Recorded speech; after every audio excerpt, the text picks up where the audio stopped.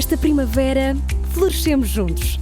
Apoie as vozes plurais que não têm medo de ir contra a corrente e partilhe a sua opinião nos comentários. Desfrute de todos os benefícios Observador, agora com 20€ de desconto. Assine hoje em observador.pt.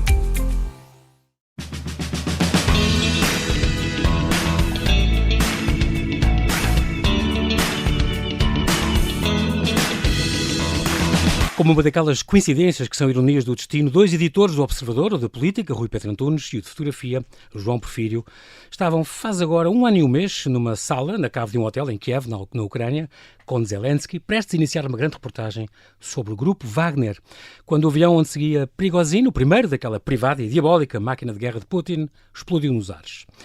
É dessas semanas e meses que ambos viveram na Ucrânia que dá conta o livro agora editado pela Tinta da China, Wagner, a máquina de guerra de Putin.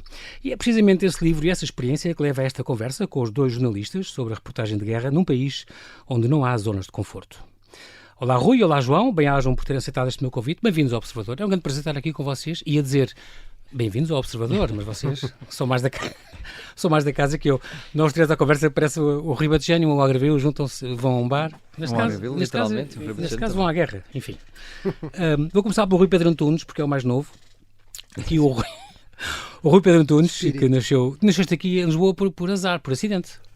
Sim, é verdade, nasci na Alameda. Porque tu és ribatejante, com 2 dias voltaste para Salvaterra de Magos, era até? Sim, porque eu não nasci numa ambulância, mas quase. Não, nasci ali perto do Império, ali agora hoje é... Perto da minha faculdade? Ali hoje é o Reino de Deus. Exatamente. Já nasceste e para lá irás. Exatamente. E então, sim, na verdade... Mas tu, na naturalidade, dizes que és ribatejano, Salvaterra de Magos. Sim, porque basicamente muita gente em Salvaterra, dada a proximidade de Lisboa, vem nascer aqui às maternidades. Aliás, os meus irmãos não nasceram na Alameda, mas nasceram na maternidade Alfredo da Costa, os dois. Eles sim no público e eu numa clínica privada. Olha, eles são artistas ou professores ou têm a ver com as artes, não têm? Tem. Tu próprio estudaste artes? Eu estudei artes na secundária, é verdade. E entre duas profissões mal pagas escolhi o jornalismo. Exatamente. Já estava a escolheste a pior. Exato. Escolhi a pior. Mas daí a tua grande paixão tens para a arquitetura, a arte contemporânea? Sim, eu, na verdade é acidental ser, mais ou menos acidental ser jornalista, porque não tinha formação nenhuma até ir para a faculdade, porque eu não era de humanidades, estive em artes, as minhas tardes de disciplinas técnicas eram, por exemplo, a pintar telas, a fazer esculturas. Também não tinha muito jeito, é verdade. Queria ser arquiteto, que era uma coisa que tinha na cabeça desde miúdo. Então porquê de repente ir para Coimbra, para a Universidade de Coimbra, estudar jornalismo? Tinhas alguém na família? Tinha um apelo? Na verdade, eu sempre dei muita importância também à parte extracurricular e a conviver com os amigos, etc. Então, as médias na altura eram... Para arquitetura, uma delas, a última entrada tinha 19 e outra 18, os dois que eu concorri. E a minha média, não sendo má, não era desses valores, quase superiores à medicina. Sim, claro. E então a terceira hipótese era jornalismo, mas a quarta era estudos europeus, podia ter dado qualquer coisa. Exatamente. E portanto acabei por ser jornalista quase de uma forma acidental, podemos dizer assim. Eu posso, e alguns leitores que me mandam e-mails também se calhar concordam, e ouvintes da Rádio Observador, posso não ser grande jornalista, mas tenho a certeza que seria pior arquiteto. Não, e tu grande és, porque a gente sabe que tu és grande, tu com a musculação que fazes todos os dias e tal, e foste federado de handball e não sei o quê, grande és. Tu foste professor também. Fui durante uns tempos professor no ensino profissional.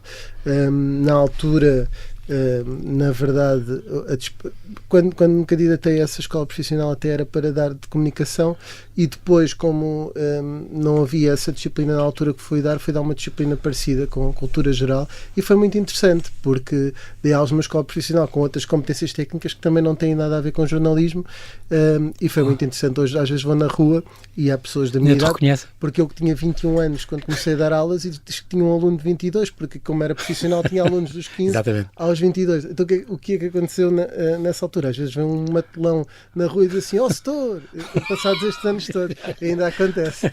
Um destes dias estava no FMM, no Festival de Músicas do Mundo, o ano passado, estava sentado num pial, como se diz a alentejana, que é junto à porta tem aquele degrauzinho, e vem um GNR direito a mim, E um touro. Porque é que eu já não o reconhecia, e ele vira-se, porque tinha uma particularidade, é o único aluno que eu tive mais velho do que eu, era esse tal, que tinha 22 anos na altura. Vira-se para mim e diz o seguinte, fica a olhar para mim... O senhor sabe que não pode estar sentado aí no pial? Não me está a conhecer. Não está, professor. E eu aí é que me veio à cabeça e depois consegui dizer o nome completo dele e até o número que ele tinha. E chumbaste? O passaste? Ou chumbaste? Não, passou. Okay. Aliás, ele não era nada repetido, não era que fosse muito bem, estava lá porque já tinha feito. Depois do ensino normal e depois chapéu profissional. Aos 18, 19 anos já fazias política nacional, conheceste deputados e já entrevistavas políticos e tal. És há 8 anos já, portanto, editor, entraste no Observador há 8 anos, foste redator, agora és editor de política. Na Vichy Soase, que tem muita tua assinatura, até já cantaste Tony Carreira e já falaste alemão mesmo sem saber quase nada.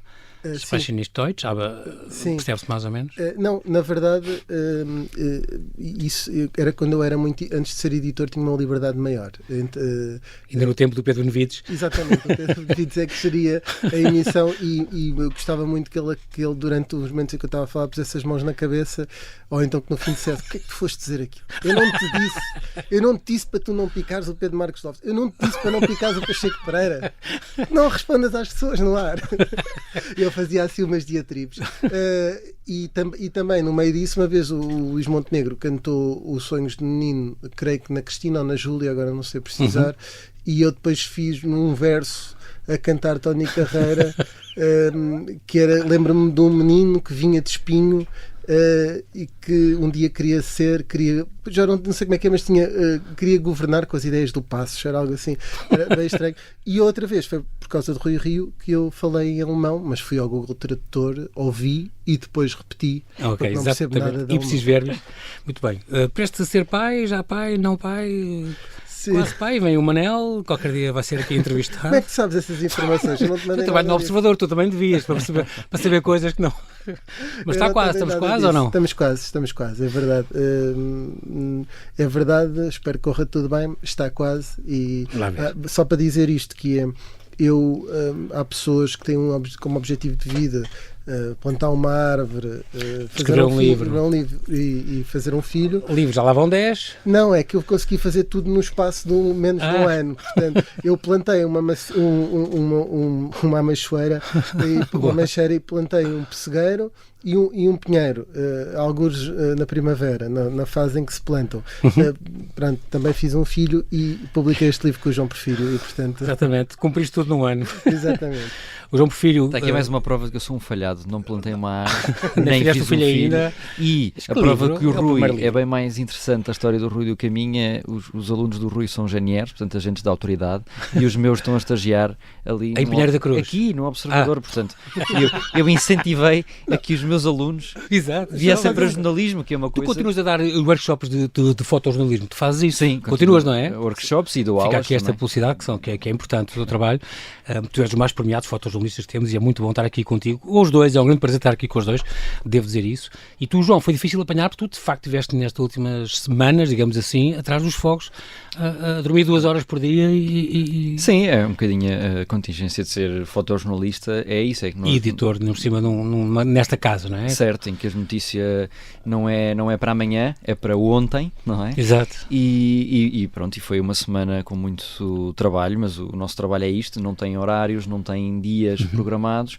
Numa segunda-feira, onde já se adivinhava uma semana difícil para fogos, numa segunda-feira ligaram-me e fiquei praticamente uma semana fora de casa exatamente. Em reportagem, mas isso é o brilhantismo da nossa profissão, é essa. Estas eleições, como que foste cobrir nos Estados Unidos ou no Brasil, são as partes boas da tua matéria e do teu trabalho, que por outro lado tem Covid e tem coisas traumáticas, os incêndios que pedrogam, as guerras, tens muito isto. As eleições assim são coisas boas para ti, aliviam-te a cabeça. Sim, as eleições, sim, tive a sorte e o privilégio de ter feito a cobertura das últimas presidenciais americanas e as últimas presidenciais brasileiras. São assim grandes potências mundiais. Claro que isso é um ótimo combustível para o dia-a-dia, para a agenda, para aquele trabalho um bocadinho mais rotineiro. Mas tenho o mesmo empenho em ir fazer as eleições americanas ou fazer as nossas eleições. Mas claro que cobrir umas eleições americanas sabendo que o mundo inteiro está de olhos postos naquele Exatamente. país, a mesma coisa no Brasil, ou fazer a cobertura da guerra da Ucrânia, por exemplo. Ou como fizeste as crises dos refugiados, por exemplo, começaste por aí. Em 2015. Com 321 euros no bolso, lá foste tu, para É 5 verdade. países. Como é que sabias isso? Eu fugi as vossas carteiras. Oh, Rui, tanta coisa que ele sabe que não era suposto.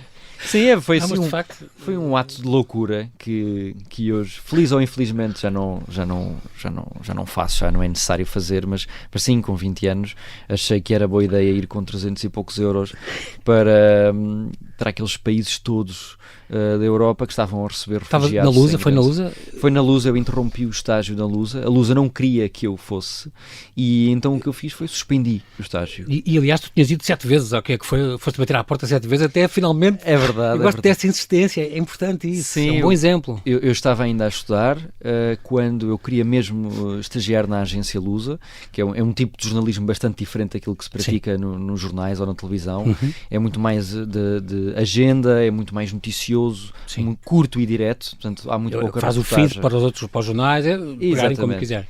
E eu queria mesmo ir estagiar para a agência e claro, o editor de fotografia tem demasiado trabalho para estar a receber miúdos com 20 anos a pedir estágios e eu fui 7 vezes ao edifício da agência Isso, Luz, ali ao pé do Colombo, Exatamente. E só há e à 7 sétima é que ele me recebeu e acho que o venci por cansaço. Entraste no mercado de trabalho, desde então nunca mais saíste e fizeste sempre. Certo. Foi por aí a melhorar, incrível.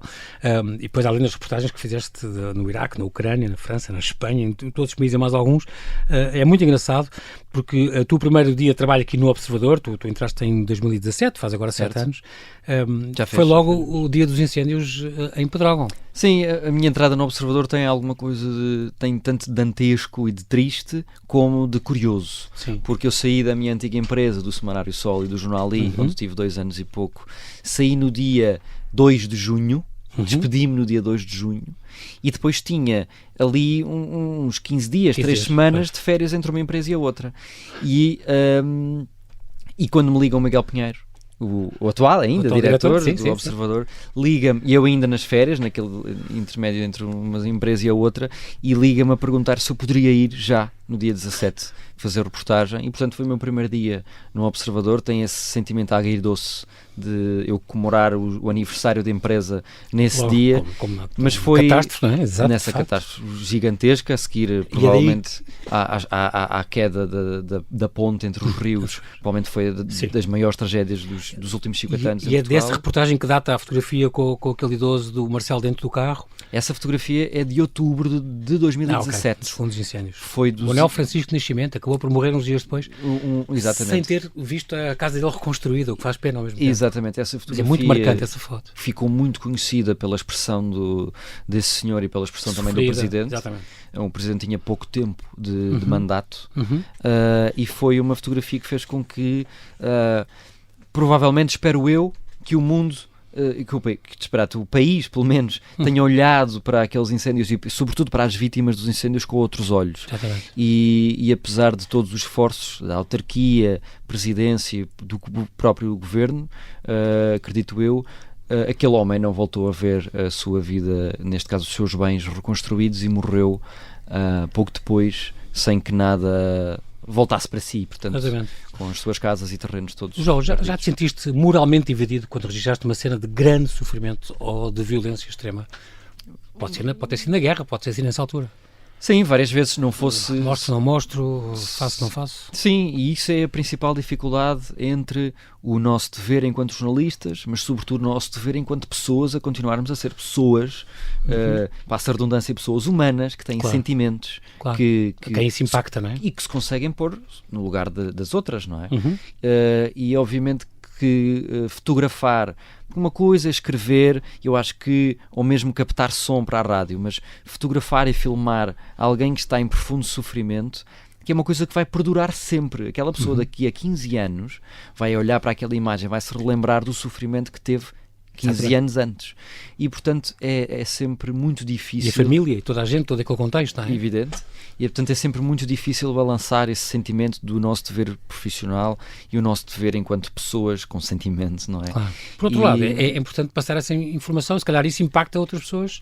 Sem dúvida, e é isso que eu digo sempre aos meus alunos e aos meus colegas, nós estamos ali com uma função. Isto é muito frio de se dizer e acredito que seja muito frio e muito difícil de ouvir e digerir, que é, na nossa função num cenário de guerra ou num cenário de catástrofe natural, como os incêndios, ou na guerra como a Ucrânia ou o Iraque, o nosso papel ali, nós somos jornalistas. O nosso papel e a nossa maneira de ajudar as outras pessoas é mostrar ao mundo aquilo que se está a passar.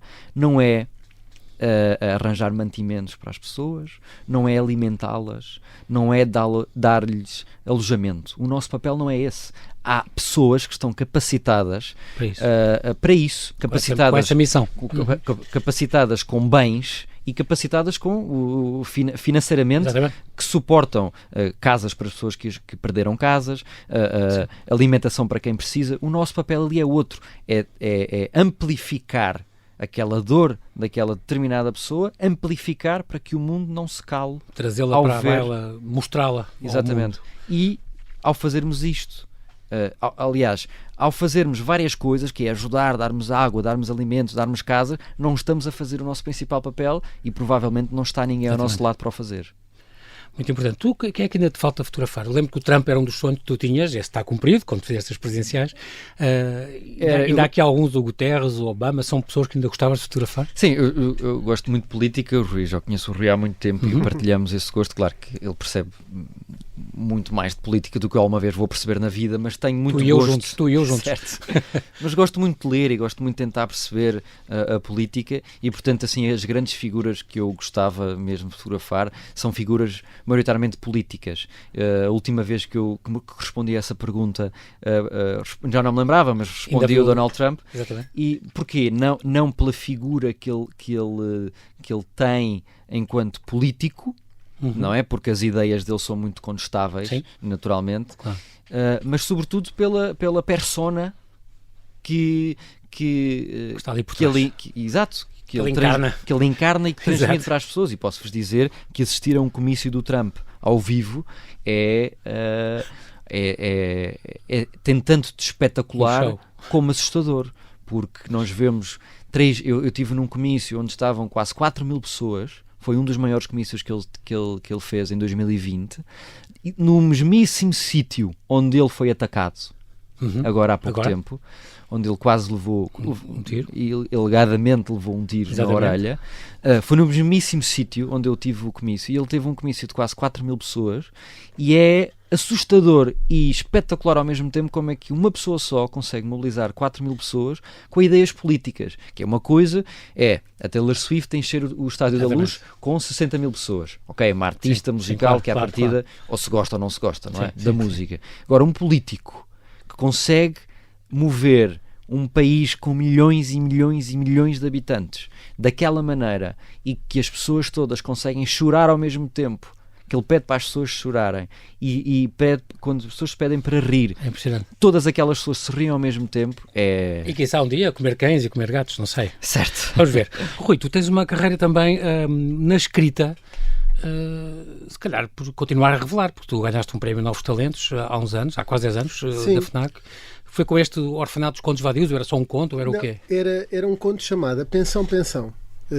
E era uma história um bocadinho dramática, cheia de referências literárias e artísticas. Eu lembro que faço uma comparação entre a personagem e um quadro do Gauguin, que ele termina com uma frase do Alberto, surrealista. Não é como os Custos Judas do Lobo Antunes, mas é uma coisa cheia de referências. Nem tem essa qualidade escrita, mas concorri aos Novos Talentos FNAC Literatura.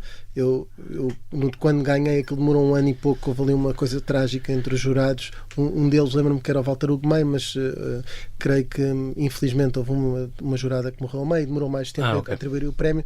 Eu, quando recebi o prémio, já dizia que não era novo, não tinha talento e já mal ia à FNAC. Os Novos Talentos, exatamente. E portanto, na verdade, já nada fazia sentido. Mas foi importante na altura, porque eu escrevi esse livro, que é uma edição de autor, o Orfanato dos Contos Vadios, que são 10 contos, custava 10 euros, eu costumo dizer, como 10 contos são 50 euros, as pessoas ficam sempre a ganhar. Isto na conversão da moeda antiga. És tu e o E o Francisco Viegas que diz que, pá, cada livro meu tem 2 assassinos, para isto se calha, paga meio, assim.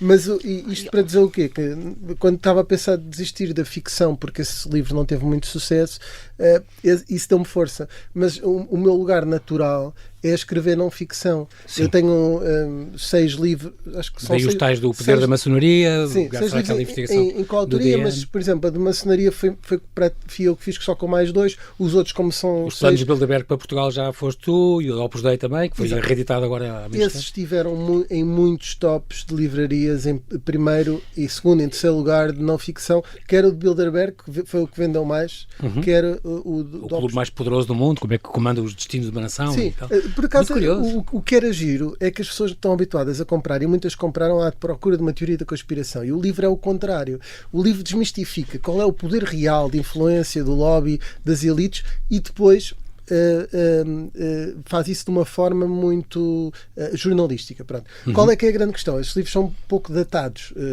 Não estou aqui a desaconselhar as pessoas a comprar o meu livro, ao contrário deste do Wagner, da matéria-prima, fica a saber? Sim, da máquina de guerra de Putin. Eu acho muito mais interessante irem comprar este, porque este, hoje, amanhã, daqui a um mês, porque este de facto não passa. Não é datado livro, nesse aspecto. É o livro que eu não tenho datado. Eu acho que isto vai ser um documento histórico para o resto dos tempos, para saber como é que uns jornalistas lidam ao cenário de guerra. Então, mas também, o Opus Dei é a mesma história também contas a história, com testemunhos das pessoas que saíram. O Opus Dei até, inclusive durante a pandemia, fizeram uma segunda edição porque consideraram que tinha potencial comercial, mas pronto, todo esse percurso foi sempre em crescendo. Tu preferes este género, portanto?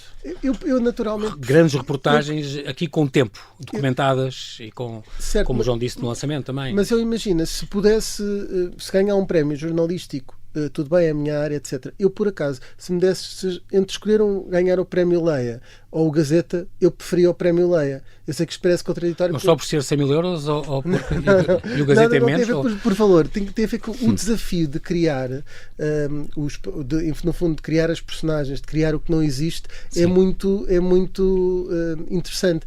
Dito isto, nós às vezes podemos gostar muito de uma coisa, é que eu gostava muito de ser arquiteto, não tinha jeito, é como eu não sei, para a literatura, tirando esse pequeno prémio, não tenho hoje nenhuma prova que tenha jeito, para a não ficção, pronto, é o meu trabalho, mesmo que não tenha jeito, tenho que o fazer. Mas, por exemplo, o Paulo Rangel, o nosso Ministro de Estado e de Negócios Estrangeiros, a lançar o vosso livro, disse que de facto tinha uma escrita, aí que é dos dois, porque escreveram os dois, certo? Sim. Porque tu, João, também fazes fotografia e também escreves, que eu sei, por isso, mas louvou muito a escrita. Mas o Rui escreve muitíssimo melhor, atenção. Não, mas as fotografias é preciso que se diga, não há dúvida nenhuma que foi só o João a tirar. Não, isso sim, aí não há.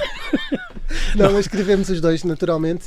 O Rui escreveu 99%, não, eu acrescentei. O que acontece é que... Foi um trabalho a dois e nota-se bem. E há uma grande questão. E foi muito louvada a escrita, por isso é que eu estou a dizer. Não, porque a escrita é elegante, como foi dito. É uma execução daquilo, ou uma materialização daquilo que nós vivemos. Ou seja, e isto é muito importante, há uma grande diferença do João Porfírio para muitas das outras pessoas que também são fotojornalistas, e ainda para mais no contexto em que nós tivemos, é que tu não conseguias distinguir quem é que ia escrever ou quem é que ia fotografar se ele não tivesse a máquina fotográfica, porque quando estávamos a conversar com todas estas personagens e pessoas, eu fazia tantas perguntas como ao João, portanto as entrevistas foram sempre a meias? Sempre a meias, as nossas complementaram-se. Onde é que íamos, com quem íamos. Dá jeito. Portanto, não é só a escrita texto partilhada. Claro, eu também dou opiniões. Se ele me perguntar se ter a foto assim ou assado e qual é que mete. Claro que mas o trabalho é todo absolutamente partilhado, porque não é só passar para a escrita. O trabalho jornalístico, a grande parte, é estar lá no terreno e fazer as perguntas. E nós fizemos as entrevistas. Aliás, nós temos vídeos e áudios desses, facilmente comprovável que partilhámos tudo e que as entrevistas foram feitas pelos dois. Portanto, não foi só a escrita, foi um trabalho absolutamente partilhado. Em nome da justiça, tenho que dizer que as fotografias foram tiradas apenas pelo João Porfírio, no máximo dos máximos. Eu levantei uma lanterna. Melhorou um bocadinho a luz ali. Muito bem, então Wagner, a máquina de guerra de Putin, este livro saído agora em setembro, uma edição tinta da China, um belíssimo livro. Primeiro livro do João, primeiro livro, digamos assim, escrito e com texto, tem mais livros, por exemplo, o ensaio da Fundação Francisco Manuel dos Santos, com as suas imagens, é um dos exemplos de livros deles fantásticos. E o 10º livro, então, do Rui Pedro Antunes, e para o Rui, o maior desafio da sua vida jornalística é esta reportagem, de facto. Ainda sentes isso?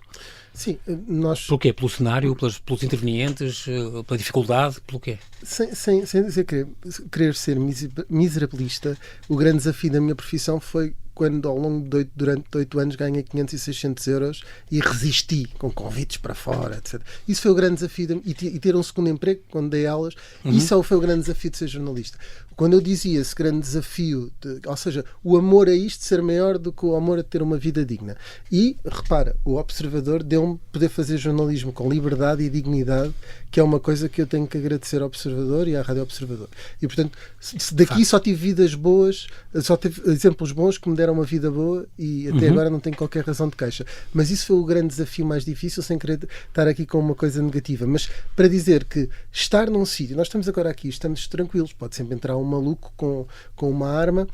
E eu aí vou usar a minha complexão física para o trabalho. Domina tudo e todos.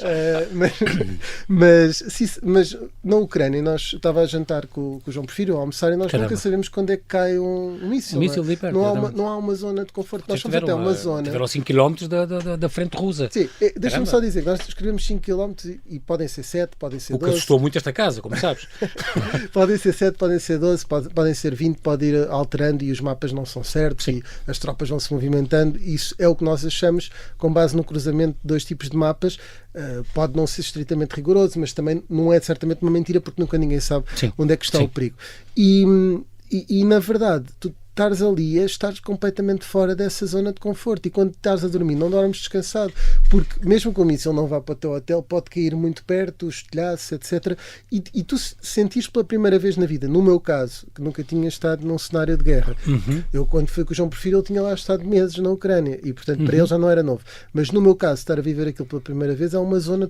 Quando a pessoa diz sair da zona de conforto, é o exemplo ali típico. É que não é só deixar de fazer política para fazer uma reportagem que podia ser mais na área da sociedade, ou uma reportagem de guerra, não sei se isto existe bem, mas é sair da zona de conforto. Por isso é que eu comecei a dizer isso, é um país onde não há zona de conforto. Não há mesmo. Não há. Nunca sabes o que pode acontecer. Nunca sabes o que pode acontecer. E isso acaba por ser brutal naquilo que nós estamos acomodados como, se me permitires, homens brancos ocidentais, em que a minha vida... Ainda há pouco referi uma adversidade que era receber pouco para querer fazer aquilo que eu gostava e que amava. Mas na verdade nós ali é que percebemos que somos verdadeiramente uns privilegiados. Exatamente. Porque ter segurança não tem preço. Nesse nível é uma não coisa... pensas nisso. Cá poderes comprar um livro que queiras, poder ir à missa se fores católico, poderes...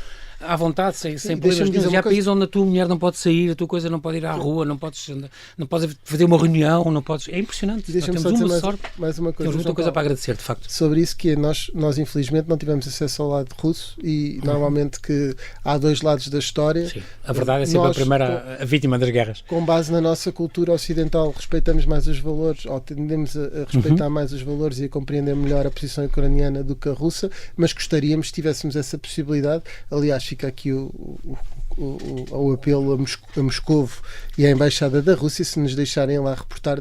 Vocês também farão o outro lado. Desde que nos deixem voltar. Exato.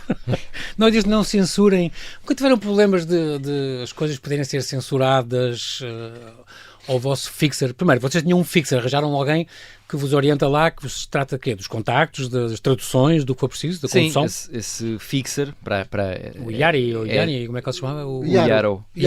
É assim que nós tratamos. O fixer basicamente é um produtor que nós temos local, ou seja, fala a língua, conhece muitas pessoas no meio militar, no meio político. Portanto, arranja os entrevistados que vocês pedem. Exatamente, temos uma espécie onde ficar, o que comer. Exatamente, é ele que decide onde dormimos, onde comemos, onde é que é mais seguro, que caminhos fazemos até chegar àquele determinado ponto, e depois temos reuniões informais, que não são mais do que conversas durante o carro, enquanto estamos de viagem, que é decidirmos, primeiro, eu e o Rui decidíamos o que é que íamos fazer no dia seguinte, comunicávamos para Lisboa, neste caso com a direção, olha, nós estamos a planear fazer isto e isto. Acordavas o Miguel Pinheiro?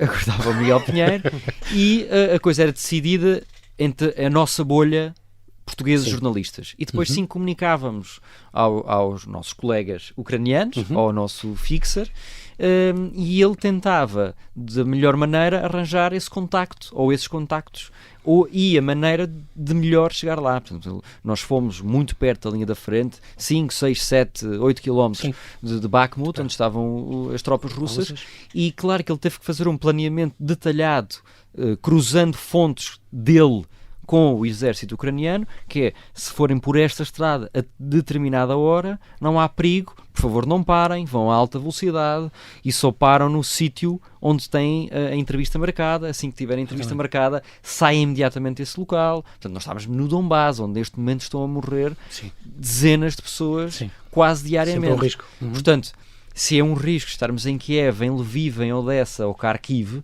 muito mais risco é estarmos na linha da frente. Esta tua primeira imagem, João, em Lviv, vocês a entrarem, aliás, a primeira imagem, se não me engano, com o Kátia ainda, todas as pessoas a sair e vocês a entrar, quer dizer, ir jornalismo em tempo de guerra. Isso é, não só na guerra, isso é, eu já experienciei muitas vezes isso, que é eu estar a entrar em sítios que toda a gente quer sair, várias vezes, na crise dos refugiados, no Iraque, nos incêndios. Já estiveste lá, nos incêndios, por exemplo, ainda a Estrada da Morte, ainda viste tudo, ainda com as pessoas e aquela impressão que te fez aquela filha à procura dos pais de carro em carro. De carro em carro, à espera. Isso é impressionante, como é que isso não marca uma pessoa por dentro? E marca bastante. Ou seja, nós estamos sempre a entrar nos sítios onde as pessoas querem sair. Claro, corremos muitos riscos, mas não é dos nossos riscos que viemos falar, porque mas também há males bem mais importantes, mas o que é facto é que o nosso trabalho não quer dizer que as pessoas têm que o valorizar porque somos os heróis, porque vamos para os sítios onde as pessoas querem sair. Eu acho que aquilo que eu e o Rui pedimos, e tu, naturalmente, e todos os nossos colegas que trabalham connosco, e toda a nossa concorrência, é que as pessoas, nós não queremos que as pessoas passem por nós na rua e reconheçam que aqueles dois que foram para a Ucrânia, meu Deus, não sei. Não, a única coisa que nós queremos é que as pessoas saibam que existem jornalistas a ir para cenários perigosos, difíceis, e que isso se traduza em isto, vou-me pôr na cabeça das pessoas, leitores e telespectadores e ouvintes. De facto, o único sítio onde eu posso ir buscar informação é aos jornais. Quem diz jornais diz televisão e rádio. Claro. É aos jornalistas, não é às redes sociais, não é ao Facebook, não é ao Instagram, nem ao Twitter. Nós queremos é que com estes trabalhos que nós façamos, que as pessoas não nos reconheçam na rua, porque não é o nosso papel esse. O nosso papel os emissores, são o nosso papel é que as pessoas percebam que o único sítio onde existe informação credível para as informar são nas televisões, nos jornais e nas rádios, feito por jornalistas. Exatamente. E se estas reportagens, com muito risco evidente, sejam os incêndios, sejam cheias, sejam guerras da Ucrânia, sejam até eleições norte-americanas. A única vez que eu tive uma arma apontada à minha cabeça foi nas eleições norte-americanas. Não foi na guerra na Ucrânia, só para se ter noção. Foi? Portanto, se estes trabalhos servem para alguma coisa, é para as pessoas perceberem que existem jornalistas a fazer trabalho jornalístico sério e que, por favor, as pessoas parem de achar que as suas redes sociais é que são a melhor fonte de informação.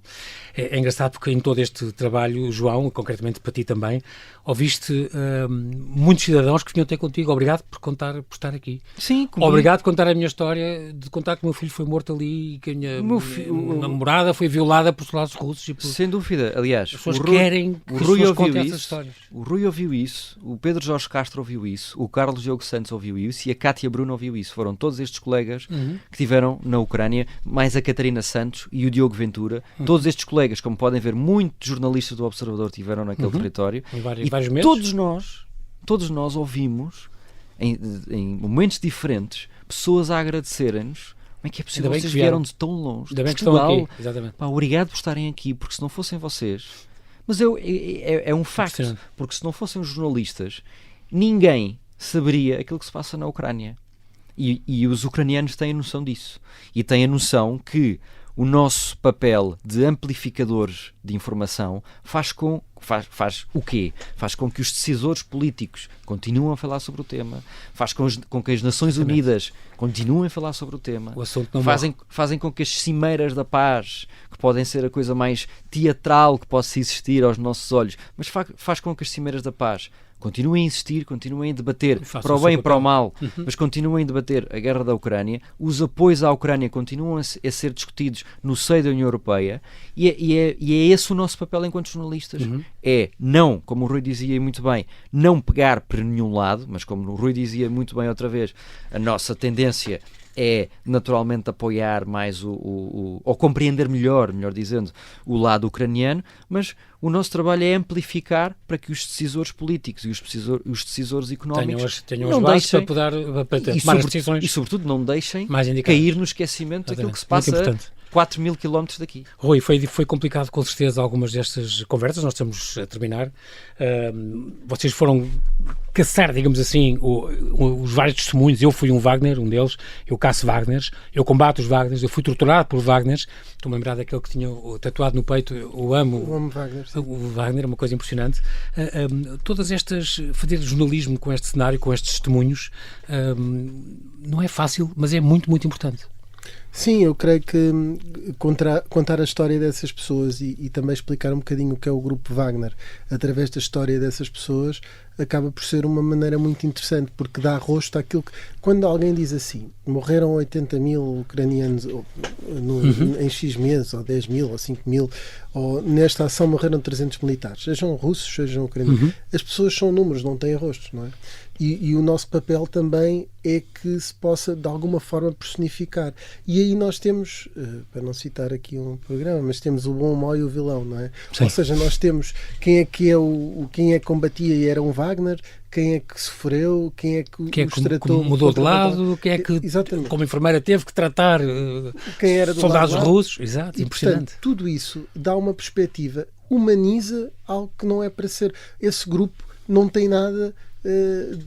que seja passível de ser humanizado. Sim, porque à partida os mercenários são, olhamos para eles quase como com animais e portanto, e das pessoas que sofrem de uma maneira também muito selvática e portanto parece que não há nada de humano a construir aí, e há estas histórias humanizam tudo aquilo que é a guerra e a confrontação com o grupo. E o livro tem uma coisa. Primeiro ponto, tem essa história, essa parte impressiva, não é? Do eu sou, eu fui, etc. Eu caço, eu fugi dos Wagners. A segunda parte é uma espécie de nós somos, eu e o João Porfírio, o que é que nós vivemos, como é que se experiencia, como é que um jornalista tem que reagir, e reagimos nós, na prática, a uma sirena, ou como é que íamos comer, como é que lidávamos com o facto da cidade ter o recolher obrigatório. E a terceira parte é uma parte de contextualização histórica, que é o eles. Portanto, nós continuamos numa espécie de pronomes ao longo de todo o livro, não é? Que dá essa impressão sobre a grande máquina que é os Wagner. Para terminar, eles não acabaram, morrendo, no fundo, neste atentado. Quando vocês estavam lá, saíram desta reunião, desta cave onde tiveram com o Zelensky, quando saíram, estavam já na Praça Maidan, quando onde começou a guerra, começou e não começou, mas no fundo foi ali, quando souberam da notícia que naquela explosão daquele avião tinha morrido o próprio Prigozhin e o braço direito dele. Mas o grupo não acabou, o grupo continuou com muita força. Agora, nuns segundos, Rui consegue-nos dizer onde é que está hoje este grupo Wagner? Se continua em África em grande força, se mudou de nome, como é que é? Continua com menos força? Sim, o grupo está desmembrado, mas alguns dos membros foram deslocalizados, inclusivamente para a região de Kursk, ou pelo menos havia essa intenção, onde agora a Ucrânia tomou posse de territórios da Rússia, e em África continua com bastante força. Aliás, os Estados Unidos têm pedido a ajuda de Portugal e de outros países com influência em África para tentar combater essa influência do grupo Wagner, com essa versão de Africa Corps, que também é o nome que Hitler deu às expedições africanas. Portanto, aí não só Wagner, era Wagner de João Paulo, o grupo, porque era o compositor favorito de Hitler e foi um nome de código escolhido por Dmitry Utkin, a quem fomos à vila, terra natal, onde ele passou a adolescência, e portanto foi também é uma ligação. Todas as inspirações deste grupo são más, não há como escamotear, mas há muitas pessoas que os admiram e que são autênticos heróis e popstars em África, onde está o grupo Wagner. Há muitas fações que acham que o grupo Wagner os protege, e a Rússia tem utilizado o grupo para expandir a sua influência em África, onde continua com muita força, mesmo que, obviamente, um grupo decapitado, não há forma de não perder força, e perdeu certamente. Muito bem, o Rui Pedro Antunes, João Porfírio, quero agradecer muito a vossa presença. Eu sabia que ia gostar muito desta conversa e gostei. Oxalá consigamos ter mais pretextos para vocês virem com mais trabalhos, se calhar não tão perigosos, mas conto com vocês também na próxima conversa. Bem-ajam, obrigado pela vossa disponibilidade, bem-vindos a esta casa. Obrigado.